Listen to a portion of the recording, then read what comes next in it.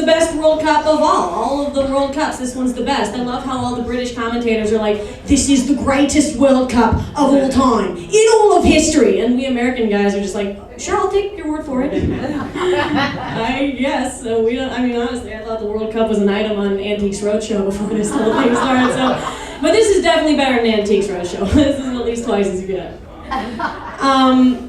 But it's really been an incredible World Cup. I mean, did anyone see or hear about Brazil getting their asses handed to them by the Germans? Yeah. 7-1. Like, there was a point in the game where I thought it would not have been wrong if Brazil just requested a do-over. Because, like, it was so bad. Like, it wouldn't have been weird to me if, like, in that 6-minute period when Germany scored literally 4 goals, if on the 4th goal the ref just went like, no, penalty, too weird. This is just too fucking weird. We have to start over. This is fucking weird. We can't continue like this. It was so... And then all the Brazilian fans crying. I've had a rough World Cup. Literally every team I've rooted for has lost in the elimination round. The moment I start rooting for a team, that's the call of death for them. Like, you guys know all the games that have been 0-0 throughout the halves and then 0-0 in overtime. That's because I haven't chosen a side yet. And then whoever I choose, they lose in PKs in a painful, painful way. I'm like the angel of death in soccer or football. But you know, it's been a painful World Cup for me, especially when the US got eliminated, because I made the mistake of actually believing that we could do something when we made it out of the group phase. Like, I actually began to believe in our team, which of course that's when we're gonna lose. But it was, I was so patriotic the way we made it out of group. It was so damn American. Like, we straight up lost, and we were like, but we won. Yeah, we lost, but we fucking won, so fuck all you guys. We're staying in Rio, we like it. I loved it. And this team legitimately inspired me. These guys inspired me. Like, everybody said they couldn't do anything, and then, you know, they got out there and they did something, you know. And I was so inspired by them.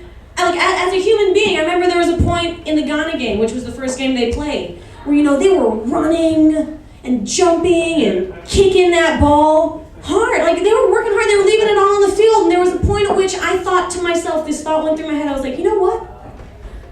One of these days, I'm going to go out on a jog. I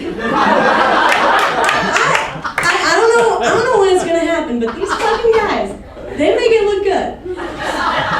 And then we made it out of group, and guess the fuck what? I went on that jog because I fucking believed. Okay?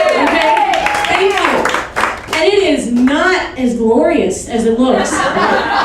It was 2 minutes in, my body was sending me all the signs telling me that I am on the verge of death. Like I am in a dangerous place, and whatever I am doing, I should stop doing it immediately. I was lightheaded, I was nauseous, everything hurt, my heart was palpitating. Later on, someone would tell me that that's just me getting my heart rate up, but fuck that, that's awful. I'm down to never do that again. I don't care for that. Why do we celebrate that? It's just awful. And it will continue to be awful. But even though the US is out of the World Cup now, I'm still talking about the World Cup. It's just really all been on my mind. Even though we're out, when we got eliminated, I knew I would still keep watching every single game. Because there's something special about this World Cup. I don't know if you guys have noticed.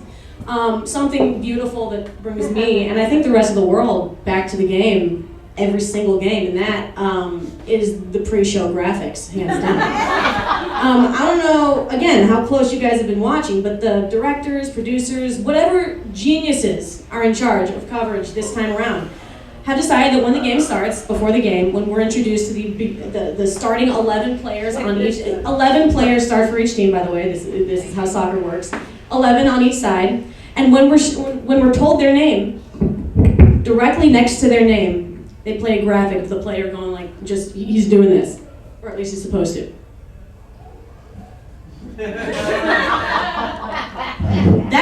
That is all they were asked to do.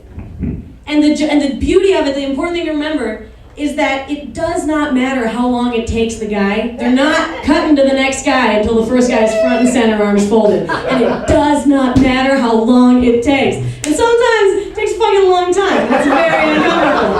And I fucking love it every time. The joy is that no matter what, and this brings the world together, because no matter what country you're from, what team you're on, what club you play for, every time you're watching it, at least one or two guys on each team has no idea what he's just been asked to do.